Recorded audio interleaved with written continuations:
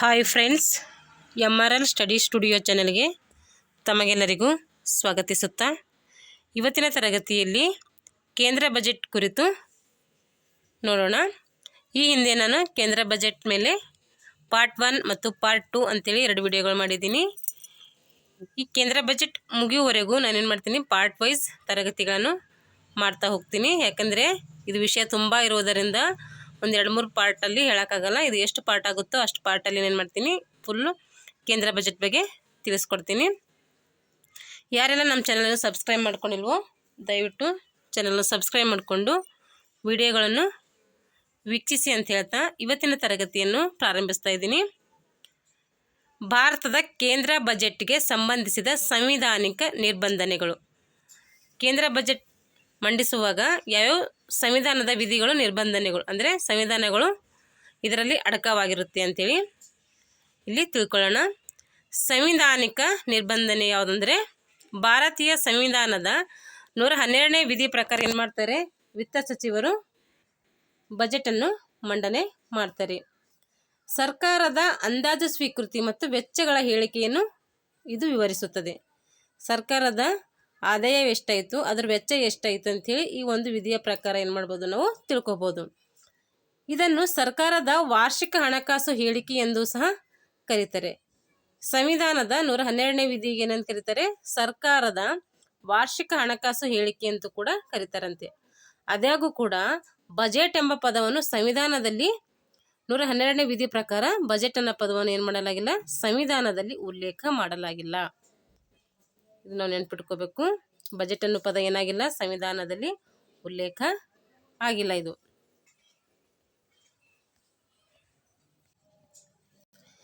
Railway budget. ಇದು 2016ರವರೆಗೆ ಏನು ಮಾಡ್ತಾ ಇದ್ರು ಅಂದರೆ, ರೈಲ್ವೆ ಬಜೆಟೇ ಬೇರೆ ಮತ್ತು ಸಾಮಾನ್ಯ ಬಜೆಟೇ ಬೇರೆಯಾಗಿ ಮಂಡನೆ ಮಾಡ್ತಾ ಇದ್ರು. ಆದರೆ 2016 ಆಗಿದ ಮೇಲೆ ಏನು ಮಾಡ್ತಾರೆ, ರೈಲ್ವೆ ಬಜೆಟು ಮತ್ತು ಸಾಮಾನ್ಯ ಬಜೆಟು ಎರಡು ಏನು ಮಾಡ್ತಾರೆ, ಕಂಬೈನ್ ಆಗಿ ಒಂದೇ ಬಜೆಟ್ ಮಂಡನೆ ಮಾಡ್ತಾರೆ. 2016ರವರೆಗೆ ಮುಖ್ಯ ಕೇಂದ್ರ ಬಜೆಟ್ಗೆ ಕೆಲವು ದಿನಗಳ ಮೊದಲು ರೈಲ್ವೆ ಬಜೆಟನ್ನು ಪ್ರತ್ಯೇಕವಾಗಿ ಮಂಡಿಸಲಾಗಿತ್ತು. ಆದಾಗೂ 2017ರಿಂದ ಏನಾಯ್ತು, ಇದು ಸಾಮಾನ್ಯ ಬಜೆಟಲ್ಲಿ ರೈಲ್ವೆ ಬಜೆಟ್ ಏನಾಗಿದೆ, ವಿಲೀನಗೊಂಡಿದೆ. ಕೇಂದ್ರ ಬಜೆಟ್ ಮಂಡನೆ. ಮುಖ್ಯ ಯೂನಿಯನ್ ಬಜೆಟನ್ನು ಫೆಬ್ರವರಿ 1ರಂದು FM ಮಂಡಿಸಲಾಗುತ್ತದೆ. ಏನು ಮಾಡಲಾಗುತ್ತದೆ, ಯೂನಿಯನ್ ಬಜೆಟನ್ನು ಫೆಬ್ರವರಿ 1ರಂದು ಏನು ಮಾಡಲಾಗುತ್ತೆ, ಇದು ಮಂಡಿಸಲಾಗುತ್ತದೆ. ಸಾಮಾನ್ಯ ಬಜೆಟ್ ಚರ್ಚೆ. ಸಾಮಾನ್ಯ ಬಜೆಟ್ ಚರ್ಚೆ ಹೆಂಗೆ ಮಾಡ್ತಾರೆ ಅಂದರೆ, ಬಜೆಟ್ ಮಂಡನೆ ಮಾಡಿದ ನಂತರ ಉಭಯ ಸದನಗಳು ಅಂದರೆ ಸಂಸತ್ತಿನ ಉಭಯ ಸದನಗಳಲ್ಲಿ ಏನು ಮಾಡ್ತಾರೆ, ಈ ಒಂದು ಬಜೆಟನ್ನು ಕುರಿತು ಚರ್ಚೆ ಮಾಡ್ತಾರೆ. ಉಭಯ ಸದನಗಳು ಅಂದರೆ ಲೋಕಸಭೆ ಮತ್ತು ರಾಜ್ಯಸಭೆಯಲ್ಲಿ ಏನು ಮಾಡ್ತೈತೆ, ಈ ಬಜೆಟ್ ಚರ್ಚೆ ಆಗ್ತೈತೆ. ಇದುವರೆಗೂ ಬಜೆಟನ್ನು ಟೀಕಿಸಲು ಮತ್ತು ಅದರ ಉಪಯೋಗಗಳ ಬಗ್ಗೆ ಚರ್ಚಿಸಲು ಏನು ಮಾಡಲಾಗುತ್ತೆ, ಅನುವು ಮಾಡಿಕೊಡಲಾಗುತ್ತೆ. ಈ ಸಾಮಾನ್ಯ ಬಜೆಟ್ ಉಭಯ ಸದನಗಳಲ್ಲಿ ಚರ್ಚೆ ಮಾಡುವಾಗ ಅದನ್ನು ಟೀಕಿಸಬಹುದು ಮತ್ತು ಅದರ ಉಪಯೋಗಗಳ ಬಗ್ಗೆ ಏನು ಮಾಡ್ಬೋದು, ನಾವು ಕುರಿತು ಚರ್ಚೆ ಮಾಡ್ಲಿಕ್ಕೆ ಏನಾಗುತ್ತೆ, ಇಲ್ಲಿ ಅವಕಾಶ ನೀಡಲಾಗ್ತೈತೆ. ಅನುದಾನಕ್ಕಾಗಿ ಬೇಡಿಕೆಗಳ ಮೇಲೆ ಮತದಾನ. ವಿವಿಧ ಸಚಿವಾಲಯಗಳು ಮತ್ತು ಇಲಾಖೆಗಳಿಗೆ ಅನುದಾನದ ಬೇಡಿಕೆಯನ್ನು ಸಂಸತ್ತು ಏನು ಮಾಡ್ತದೆ, ಅನುಮೋದಿಸುತ್ತದೆ. ವಿವಿಧ ಸಚಿವಾಲಯಗಳು ಏನು ಮಾಡ್ಬೋದು, ಇಲ್ಲಿ ಅನುದಾನವನ್ನು ನೀಡಬಹುದು ಮತ್ತು ಬೇಡಿಕೆಯನ್ನು ಸಹ ಅನುಮೋದಿಸಲಿಕ್ಕೆ ಏನಾಗುತ್ತೆ, ಇಲ್ಲಿ ಅವಕಾಶ ನೀಡ್ತಾರೆ. ಇದು ಪ್ರಸ್ತಾವಿತ ವೆಚ್ಚಗಳನ್ನು ಭರಿಸಲು ಸರ್ಕಾರಕ್ಕೆ ಅಧಿಕಾರ ನೀಡುತ್ತದೆ. ಏನು ಮಾಡ್ತೈತೆ, ವೆಚ್ಚಗಳನ್ನು ಭರಿಸಲು ಸರ್ಕಾರಕ್ಕೆ ಏನು ಮಾಡ್ತೈತೆ, ಇದು ಅನುಮತಿ ಕೊಡ್ಲಿಕ್ಕೆ ಏನು ಮಾಡುತ್ತೆ, ಸಹಾಯ ಮಾಡ್ತದೆ.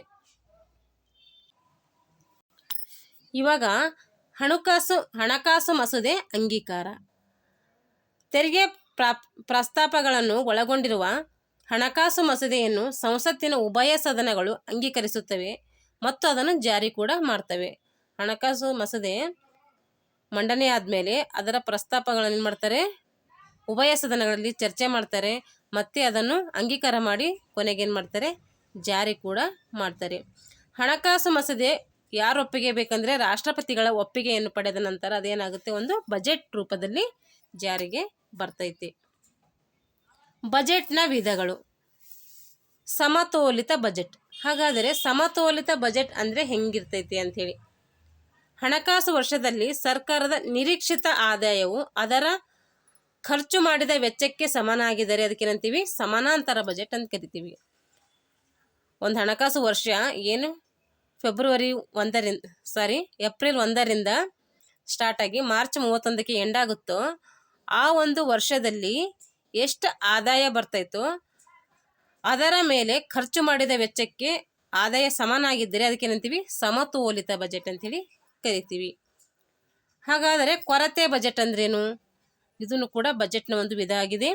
ಇದು ಸರ್ಕಾರದ ನಿರೀಕ್ಷಿತ ವೆಚ್ಚ ಎಷ್ಟಾಗ್ತದೋ ಆ ಒಂದು ವೆಚ್ಚದಲ್ಲಿ ಅಂದರೆ ನಿರೀಕ್ಷಿತ ಆದಾಯದ ಮೀರುವಂಥ ಒಂದು ಬಜೆಟ್. ಅಂದರೆ ಆದಾಯ ಕಡಿಮೆ ಇದ್ದು ಖರ್ಚು ಹೆಚ್ಚಾದ್ರೆ ಅದಕ್ಕೆ ಏನಂತೀವಿ ಕೊರತೆಯ ಬಜೆಟ್ ಅಂತೇಳಿ ಕರಿತೀವಿ.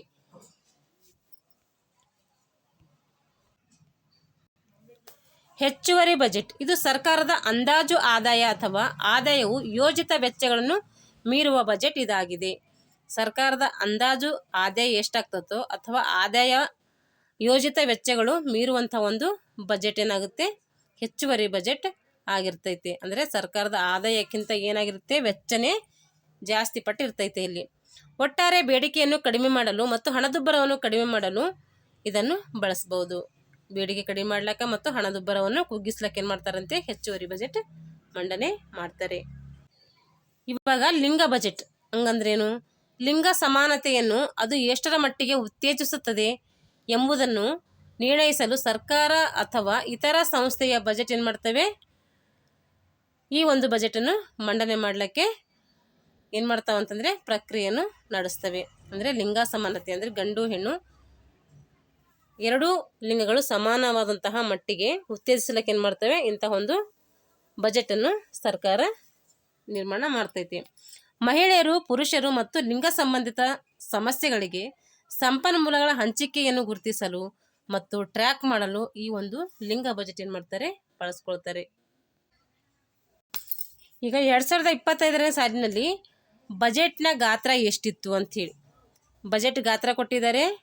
ಕಳೆದ ಬಾರಿ ಬಜೆಟ್ಗಿಂತ ಈ ಸಾರಿ ಬಜೆಟ್ ಎಷ್ಟು ಹೆಚ್ಚಿತ್ತು ಅಂತೇಳಿ ಕೊಟ್ಟಿದ್ದಾರೆ. ಸಾಲವನ್ನು ಹೊರತುಪಡಿಸಿ ಒಟ್ಟು ಆದಾಯ ಎಷ್ಟು ಲಕ್ಷ ಆಯಿತು, ಎಷ್ಟು ಲಕ್ಷ ಕೋಟಿ ಆಯಿತು ಅಂತ ಕೊಟ್ಟಿದ್ದಾರೆ. ವಿತ್ತೀಯ ಕೊರತೆ ಅಂದರೆ GDP ಶೇಕಡ ಎಷ್ಟು % ಅಂತ ಅಂದಾಜಿಸಲಾಗಿದೆ.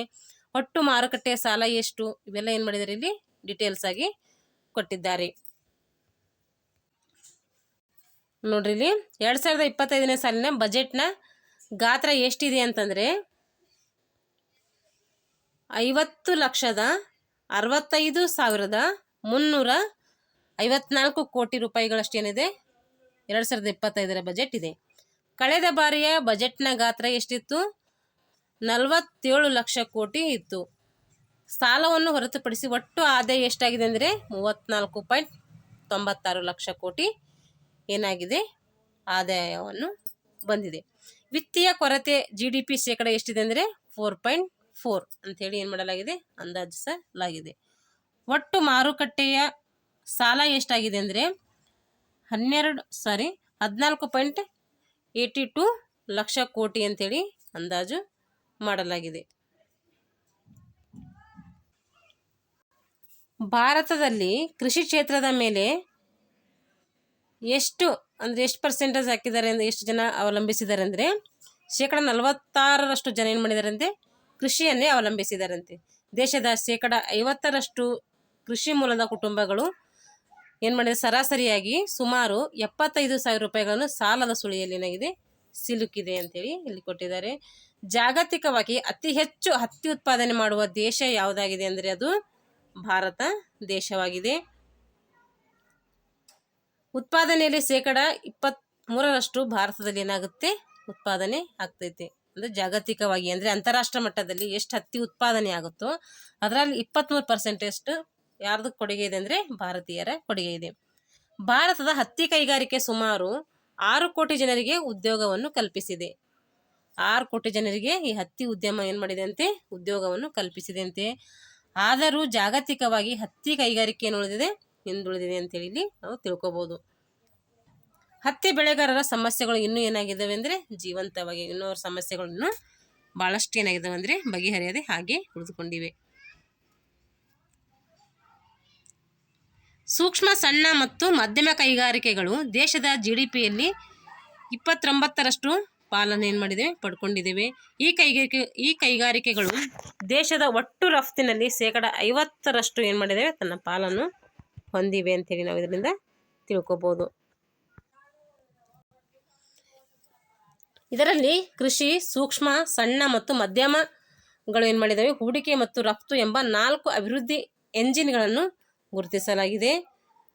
ಸಬ್ಕಾ ವಿಕಾಸ್ ಎಂಬ ಥೀಮ್ನೊಂದಿಗೆ 2025 ಮತ್ತು 26ರ ಕೇಂದ್ರ ಬಜೆಟ್ ಎಲ್ಲ ಪ್ರದೇಶಗಳಲ್ಲಿ ಏನು ಮಾಡಿದೆ, ಸಮತೋಲಿತ ಬೆಳವಣಿಗೆಯನ್ನು ಉತ್ತೇಜಿಸುವ ಗುರಿಯನ್ನು ಈ ವರ್ಷದ ಬಜೆಟ್ ಹೊಂದಿದೆ ಅಂತ ಹೇಳ್ತಾ ಇದ್ದಾರೆ. ಬಜೆಟ್ ಥೀಮ್ಗೆ ಅನುಗುಣವಾಗಿ ಹಣಕಾಸು ಸಚಿವರು ವಿಕಸಿತ ಭಾರತ ತತ್ವವನ್ನು ಕೂಡ ಏನು ಮಾಡಿದ್ದಾರೆ, ಇಲ್ಲಿ ವಿವರಿಸಿದ್ದಾರೆ.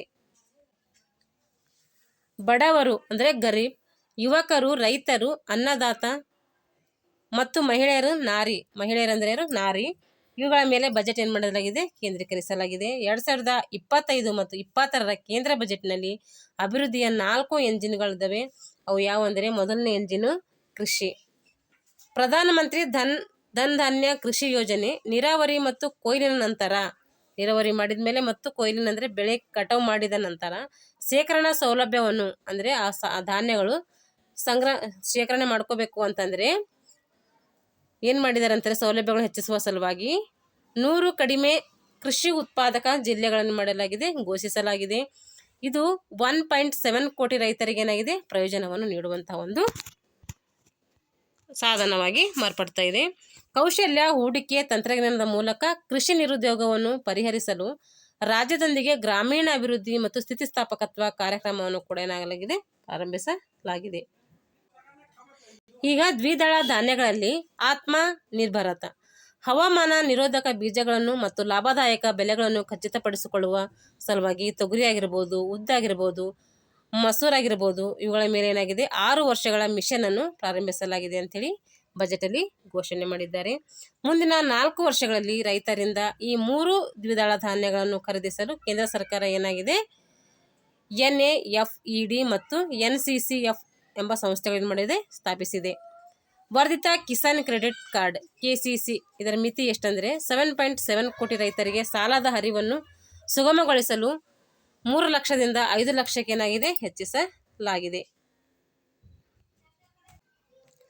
ಹೆಚ್ಚಿನ ಇಳುವರಿ ಬೀಜಗಳ ಮೇಲೆ ರಾಷ್ಟ್ರೀಯ ಮಿಷನ್ ಸಂಶೋಧನೆ ಬಲಪಡಿಸಲು 100ಕ್ಕೂ ಅಧಿಕ ಇಳುವರಿ ಮತ್ತು ಕೀಟ ನಿರೋಧಕ ಬೀಜಗಳ ಪ್ರಭೇದಗಳನ್ನು ಏನು ಮಾಡಿದ್ದಾರೆ ಅಂದರೆ ಲಭ್ಯತೆ ಅಂದರೆ ಖಚಿತಪಡಿಸಿಕೊಳ್ಳಲು ರಾಷ್ಟ್ರೀಯ ಮಿಷನ್ ಅನ್ನು ಪ್ರಾರಂಭಿಸಲಾಗಿದೆ.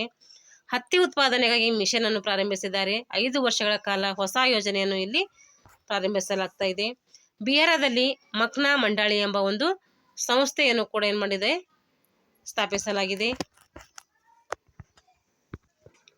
ಹಣ್ಣುಗಳು ಮತ್ತು ತರಕಾರಿಗಳು ಸಮಗ್ರ ಕಾರ್ಯಕ್ರಮ ಪರಿಣಾಮಕಾರಿಯಾಗಿ ಪೂರೈಸಲು ಸರಪಳಿಗಳನ್ನು ಏನು ಮಾಡಲಾಗಿದೆ, ಇಲ್ಲಿ ಉತ್ತೇಜಿಸಲಾಗಿದೆ. ಉತ್ತಮ ಮಾರುಕಟ್ಟೆ ಬೆಲೆಗಳನ್ನು ಕೂಡ ಏನಾಗಿದೆ, ಪ್ರಾರಂಭಿಸಲಾಗಿದೆ. ಮೀನುಗಾರಿಕೆ ಅಭಿವೃದ್ಧಿಗೆ ಕೂಡ ಏನು ಮಾಡಲಾಗಿದೆ, ಇಲ್ಲಿ ಒತ್ತನ್ನು ಕೊಡಲಾಗಿದೆ. ಅಂಡಮಾನ್ ಮತ್ತು ನಿಕೋಬಾರ್ ಮತ್ತು ಲಕ್ಷದ್ವೀಪಗಳನ್ನು ಕೇಂದ್ರೀಕರಿಸಿ ಭಾರತೀಯರಿಗೆ ವಿಶೇಷವಾದಂತಹ ಆರ್ಥಿಕ ವಲಯದಲ್ಲಿ ಸುಸ್ಥಿರ ಮೀನುಗಾರಿಕೆಯನ್ನು ಎಂಬ ಹೊಸ ಯೋಜನೆಯನ್ನು ಕೂಡ ಇಲ್ಲಿ ಹಮ್ಮಿಕೊಳ್ಳಲಾಗಿದೆ. ಅಸ್ಸಾಂನಲ್ಲಿ ಯೂರಿಯಾ ಸ್ಥಾವರ ಒಂದನ್ನು ಕೃಷಿ ಉತ್ಪಾದನೆಗಾಗಿ ಇದನ್ನು ಸ್ಥಾಪನೆ ಮಾಡಲಾಗಿದೆ. ಬ್ರಹ್ಮಪುತ್ರ ಕಣಿವೆ ರಸಗೊಬ್ಬರ ನಿಗಮ ಲಿಮಿಟೆಡ್ ಆವರಣದಲ್ಲಿ ಹೊಸ ಒಂದು ಯೂರಿಯಾ ಸ್ಥಾವರವನ್ನು ಯೂರಿಯಾ ಅಂದರೆ ಏನು, ಒಂದು ಗೊಬ್ಬರ ಅಂತ ಅರ್ಥ.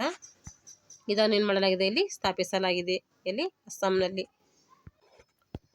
ಇವಾಗ ಎಂಜಿನ್ 4 ಹೇಳಿದರೆ ಇಲ್ಲಿ ಎಂಜಿನ್ 2ನೇದೇನೆಂದರೆ MSMEಗಳು. ಪರಿಷ್ಕೃತ MSME ವರ್ಗೀಕರಣ, ಹೂಡಿಕೆ ಮತ್ತು ವಹಿವಾಟು ಮಿತಿಗಳನ್ನು 2.5 ಪಟ್ಟಿನಾಗಿದೆ ಹೆಚ್ಚಳ ಮಾಡಲಾಗಿದೆ. ಸಣ್ಣ ವ್ಯವಹಾರಗಳಿಗೆ ಸಾಲ ಅವಕಾಶಗಳನ್ನು ಇಲ್ಲಿ ನೀಡ್ತಾರೆ. ಮೈಕ್ರೋ ಎಂಟರ್ಪ್ರೈಸ್ ಕ್ರೆಡಿಟ್ ಕಾರ್ಡ್ಗಳು ಅಂದರೆ ಸಾಲವನ್ನು ಒದಗಿಸುವಂಥ ಒಂದು ಕಾರ್ಡ್ಗಳು. ಹಣಕಾಸು ಸೇರ್ಪಡೆ ಮತ್ತು ಆರ್ಥಿಕ ಭಾಗವಹಿಸುವಿಕೆಯನ್ನು ಉತ್ತೇಜಿಸಲು 10 ಲಕ್ಷ ಸೂಕ್ಷ್ಮ ಉದ್ಯಮಗಳೇನಾಗಿದೆ, ಇಲ್ಲಿ 5 ಲಕ್ಷ ಕ್ರೆಡಿಟ್ ಸೌಲಭ್ಯಗಳನ್ನು ನೀಡ್ತಾ ಇದ್ದಾವೆ. MSMEಗಳಿಗೆ ಕ್ರೆಡಿಟ್ ಕವರ್, ಗ್ಯಾರಂಟಿ ಕವರ್ 5 ಕೋಟಿಯಿಂದ 10 ಕೋಟಿಗೆ ಏನಾಗಿದೆ, ಇಲ್ಲಿ ಸಾಲವನ್ನು ನೀಡುವಂತಹ ಒಂದು ಅವಕಾಶ ನೀಡಲಾಗಿದೆ. ಚರ್ಮ ಮತ್ತು ಪಾದರಕ್ಷೆಗಳಿಗೆ ಉತ್ಪನ್ನ ಕೇಂದ್ರೀಕರಿಸುವಂಥ ಯೋಜನೆಯನ್ನು ಹಾಕೊಳ್ಳಲಾಗಿದೆ. 22 ಲಕ್ಷ ಉದ್ಯೋಗಿಗಳು ಮತ್ತು 4 ಲಕ್ಷ ಕೋಟಿ ವಹಿವಾಟು ಮತ್ತು 1.1 ಲಕ್ಷ ಕೋಟಿಗೂ ಹೆಚ್ಚಿನ ರಫ್ತುಗಳನ್ನು ಏನು ಮಾಡಲಾಗಿದೆ, ಇಲ್ಲಿ ಸೃಷ್ಟಿಸುವಂಥ ಒಂದು ನಿರೀಕ್ಷೆಯಲ್ಲಿ ಬಜೆಟನ್ನು ಮಂಡಿಸಲಾಗಿದೆ. ಆಟಿಕೆಯ ವಲಯಗಳ ಕೂಡ ಅಭಿವೃದ್ಧಿ ಮಾಡಬೇಕು. ಮೇಕ್ ಇನ್ ಇಂಡಿಯಾ ಬ್ರ್ಯಾಂಡ್ ಅಡಿಯಲ್ಲಿ ಕ್ಲಸ್ಟರ್ಗಳು ಮತ್ತು ನಾವೀನ್ಯತೆ ಆಧಾರಿತ ಉತ್ಪಾದನೆಗೆ ಏನಾಗಿದೆ ಇಲ್ಲಿ ಒತ್ತನ್ನು ನೀಡಲಾಗಿದೆ. ರಾಷ್ಟ್ರೀಯ ಆಹಾರ ತಂತ್ರಜ್ಞಾನ ಸಂಸ್ಥೆ ಕೂಡ ಇಲ್ಲಿ ಸ್ಥಾಪನೆ ಮಾಡಲಾಗಿದೆ. ಬಿಹಾರದಲ್ಲಿ ರಾಷ್ಟ್ರೀಯ ಆಹಾರ ತಂತ್ರಜ್ಞಾನ ಮತ್ತು ಉದ್ಯಮಶೀಲತೆ ಮತ್ತು ನಿರ್ವಹಣಾ ಸಂಸ್ಥೆಯನ್ನು ಕೂಡ ಏನಾಗಿದೆ ಇಲ್ಲಿ ಸ್ಥಾಪನೆ ಮಾಡಲಾಗಿದೆ. ಸ್ಟಾರ್ಟ್ ಅಪ್ಗಳಿಗೆ ನಿಧಿ, ವಿಸ್ತೃತ ವ್ಯಾಪ್ತಿ ಮತ್ತು 10,000 ಕೋಟಿ ಹೆಚ್ಚುವರಿ ಕೊಡುಗೆಯನ್ನು ಏನಾಗಿದೆ ಸ್ಟಾರ್ಟ್ಅಪ್ಗಳಿಗೆ ನೀಡಲಾಗಿದೆ. ಈಗ ಎಂಜಿನ್ 3 ಇಲ್ಲಿ ಏನು ಮಾಡಲಾಗಿದೆ ಹೂಡಿಕೆ ಅಂದರೆ ಅರ್ಬನ್ ಚಾಲೆಂಜ್ ಫಂಡ್ ನಗರಗಳನ್ನು ಬೆಳವಣಿಗೆ ಕೇಂದ್ರಗಳಾಗಿ ಬೆಳೆಸಲು 1,00,000 ಕೋಟಿ ರೂಪಾಯಿ ಮಾಡಲಾಗಿದೆ ಹಂಚಿಕೆ ಮಾಡಲಾಗಿದೆ. ನಗರಗಳ ಸೃಜನಶೀಲತೆ, ಪುನರಭಿವೃದ್ಧಿ, ನೀರು ಮತ್ತು ನೈರ್ಮಲ್ಯಕ್ಕೆ ಹೆಚ್ಚಿನ ಕೊಡುಗೆಯನ್ನು ಕೊಡಲಿಕ್ಕೆ ಏನು ಮಾಡಲಾಗಿದೆ 2025-26ಕ್ಕೆ 10,000 ಕೋಟಿಯಷ್ಟು ಬಂಡವಾಳವನ್ನು ಹೂಡಲಾಗಿದೆ. ಜಲ್ ಜೀವನ್ ಮಿಷನ್, ಈ ಜಲ್ ಜೀವನ್ ಮಿಷನ್ಗಾಗಿ 67,000 ಕೋಟಿ ಏನಾಗಿದೆ ಮೀಸಲಿಡಲಾಗಿದೆ. 2028ರವರೆಗೆ ಈ ಒಂದು ಯೋಜನೆ ಏನಾಗಿದೆ ಮುಂದುವರಿಸಲಾಗಿದೆ. ಇದು ಸಾರ್ವತ್ರಿಕ ಪೈಪ್ಲೈನ್ ನೀರಿನ ವ್ಯಾಪ್ತಿಯನ್ನು ಕೂಡ ಏನು ಮಾಡಲಾಗಿದೆ ಖಚಿತಪಡಿಸಲು ಈ ಒಂದು ಜಲ್ ಜೀವನ್ ಮಿಷನ್ ಕಾರ್ಯವನ್ನು ಮಾಡ್ತಾ ಇದೆ. ಭಾರತ ಗ್ರಾಮೀಣ ಜನಸಂಖ್ಯೆ 80ರಷ್ಟು ಪ್ರತಿನಿಧಿಸುವ 15 ಕೋಟಿ ಕುಟುಂಬಗಳು ಏನು ಮಾಡಿದೆ ಈ ಮಿಷನ್ನಿಂದ ಪ್ರಯೋಜನ ಪಡೆದಿವೆ. ಸಾಗರ ಅಭಿವೃದ್ಧಿ ನಿಧಿ ಅಂದರೆ 25 ಕೋಟಿ ನಿಧಿ ಸರ್ಕಾರದಿಂದ 49% ಏನು ಮಾಡಲಾಗಿದೆ ಕೊಡುಗೆಯನ್ನು ನೀಡಲಾಗಿದೆ. ITಗಳ ವಿಸ್ತರಣೆ ಮಾಡಲಾಗಿದೆ. 6,500 ಹೆಚ್ಚಿನ ವಿದ್ಯಾರ್ಥಿಗಳಿಗೆ ಮೂಲಸೌಕರ್ಯ ನೀಡುವಂತಹ ಒಂದು ಸಾಮರ್ಥ್ಯವನ್ನು ಒದಗಿಸುವ ITಗಳ ಕಂಪನಿ ಏನು ಮಾಡಲಾಗಿದೆ ವಿಸ್ತರಣೆ ಮಾಡಲಾಗಿದೆ. ಕಂಪ್ನಿ ಎಲ್ಲ ಇದು ಒಂದು ತಾಂತ್ರಿಕ ಶಿಕ್ಷಣ ಅಂತೇಳಿ ನಾವು ಇಲ್ಲಿ ಹೇಳ್ಬೋದು. ಮತ್ತು PM ಸಂಶೋಧನಾ ಫಿಲಾಸಫಿ ಕೂಡ ಏನು ಮಾಡಲಾಗಿದೆ ನೀಡಲಾಗಿದೆ. ಡೇ ಕೇರ್ ಕ್ಯಾನ್ಸರ್ ಕೇಂದ್ರಗಳನ್ನು ಕೂಡ ಏನು ಮಾಡಲಾಗಿದೆ ಸ್ಥಾಪಿಸಲಾಗಿದೆ. ಅಂದರೆ ಯಾರು ಕ್ಯಾನ್ಸರ್ ಆಗಿತ್ತು ಅವರಿಗೆ ಕೈಗೆಟುಕುವ ದರದಲ್ಲಿ ಕ್ಯಾನ್ಸರ್ ಚಿಕಿತ್ಸೆಯನ್ನು ಪಡೆದುಕೊಳ್ಳಲಿಕ್ಕೆ ಏನಾಗಿದೆ ಇಲ್ಲಿ ಅವಕಾಶ ನೀಡಲಾಗಿದೆ. ಭಾರತೀಯ ಭಾಷಾ ಪುಸ್ತಕ ಯೋಜನೆ ಕೂಡ ಏನು ಮಾಡಲಾಗಿದೆ ಪ್ರಾರಂಭಿಸಲಾಗಿದೆ. ವಿಕಸಿತ ಭಾರತಕ್ಕಾಗಿ ಪರಮಾಣು ಶಕ್ತಿ ಮಿಷನ್ ಕೂಡ ಏನು ಮಾಡಲಾಗಿದೆ ಇಲ್ಲಿ ಸ್ಥಾಪನೆ ಮಾಡಲಾಗಿದೆ. ಏನೇನು ಸ್ಥಾಪನೆ ಮಾಡಲಾಯಿತು ಅಂತೇಳಿ ನೆನ್ಪಿಟ್ಕೊಂಡಿದ್ರೆ ನಮಗೆ ಸಾಕಾಗುತ್ತೆ. 2033ರ ವೇಳೆಗೆ ಏನು ಮಾಡಲಾಗಿದೆ ಅಂದರೆ ಕನಿಷ್ಠ 5 ಸ್ಥಳೀಯವಾಗಿ ಅಭಿವೃದ್ಧಿಪಡಿಸಿದ SMR ಮಾಡಲಾಗಿದೆ ಕಾರ್ಯನಿರ್ವಹಿಸಲು ಅನುಕೂಲ ಮಾಡಿಕೊಡಲಿಕ್ಕೆ ಇಲ್ಲಿ ಬಜೆಟ್ನಲ್ಲಿ ತಿಳಿಸಿದ್ದಾರೆ. ಖಾಸಗಿ ವಲಯದೊಂದಿಗೆ ಸಕ್ರಿಯ ಪಾಲುಗಾರಿಕೆಯನ್ನು ಪರಮಾಣು ಶಕ್ತಿ ಕಾಯ್ದೆ ಮತ್ತು ಪರಮಾಣು ಹಾನಿಗಾಗಿ ನಾಗರಿಕ ಹೊಣೆಗಾರಿಕೆ ಕಾಯ್ದೆಗೆ ತಿದ್ದುಪಡಿಯನ್ನು ಇಲ್ಲಿ ಮಾಡಲಾಗಿದೆ. ಉಡಾನ್ ಪ್ರಾದೇಶಿಕ ಸಂಪರ್ಕ ಯೋಜನೆ ಕೂಡ ಏನು ಮಾಡಲಾಗಿದೆ ಇಲ್ಲಿ 120 ಹೊಸ ತಾಣಗಳ ಪ್ರಾದೇಶಿಕ ಸಂಪರ್ಕವನ್ನು ಸೃಷ್ಟಿಸಲು ಇಲ್ಲಿ ಬಜೆಟ್ನಲ್ಲಿ ತಿಳಿಸಲಾಗಿದೆ.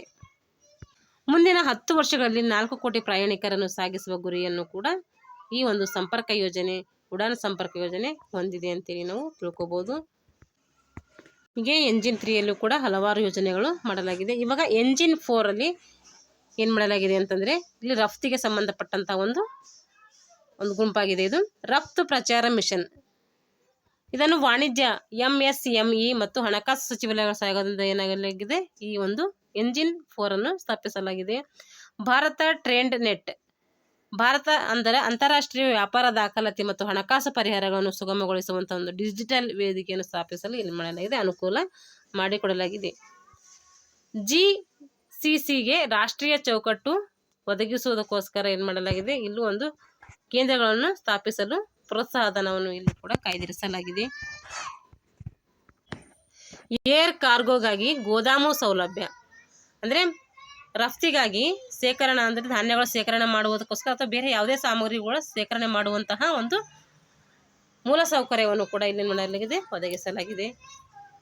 ಇಷ್ಟೇನೈತಂದರೆ 4 ಬಜೆಟ್ಗಳ ಬಗ್ಗೆ 4 ಎಂಜಿನ್ಗಳ ಬಗ್ಗೆ ಏನು ಮಾಡಿದ್ದೀವಿ ತಿಳ್ಕೊಂಡಿದ್ದೀವಿ. ಇವಾಗ ಮುಂದಿನ ತರಗತಿಯಲ್ಲಿ ಏನು ಮಾಡೋಣ ಅಂದರೆ ಕೇಂದ್ರ ಬಜೆಟ್ ಕುರಿತು ಇತರ ಪ್ರಮುಖ ಅಂಶಗಳ ಬಗ್ಗೆ ತಿಳಿದುಕೊಳ್ಳೋಣ. ಯಾಕೆಂದರೆ ಈಗ ವಿಡಿಯೋ ಲೆಂದಿ ಆಗ್ತಾಯಿದೆ. ಸ್ವಲ್ಪ ಇವತ್ತು ಫಾಸ್ಟ್ ಹೇಳಿದ್ದೀನಿ ಯಾಕೆಂದರೆ ವಿಷಯ ತುಂಬ ಇರೋದಕ್ಕೋಸ್ಕರ ನೀವು ಒಂದ್ಸರಿ ಓದ್ಕೊಂಡು ನೋಟ್ಸ್ ಮಾಡಿಕೊಂಡ್ರೆ ನಿಮ್ಗೇನಾಗುತ್ತೆ ಯೂಸ್ ಆಗುತ್ತೆ ಅಂತ ಹೇಳ್ತಾ ಇಲ್ಲಿಗೆ ಈ ತರಗತಿಯನ್ನು ಮುಗಿಸ್ತಾ ಇದ್ದೀನಿ. ಯಾರೆಲ್ಲ ಇನ್ನು ನಮ್ಮ ಚಾನಲ್ ಸಬ್ಸ್ಕ್ರೈಬ್ ಮಾಡ್ಕೊಂಡಿಲ್ವೋ ದಯವಿಟ್ಟು ಚಾನಲ್ನ ಸಬ್ಸ್ಕ್ರೈಬ್ ಮಾಡಿಕೊಂಡು ವಿಡಿಯೋಗಳನ್ನು ವೀಕ್ಷಿಸಿ. ಹಾಗೆ ನಿಮ್ಮ ಎಕ್ಸಾಮ್ಗೆ ಈ ಒಂದು ವಿಡಿಯೋಗಳನ್ನು ಬಳಸ್ಕೊಳ್ಳಿ ಅಂತ ಹೇಳ್ತಾ ಇಲ್ಲಿಗೆ ಈ ತರಗತಿಯನ್ನು ಮುಗಿಸ್ತಾ ಇದ್ದೀನಿ. Thanks for watching all.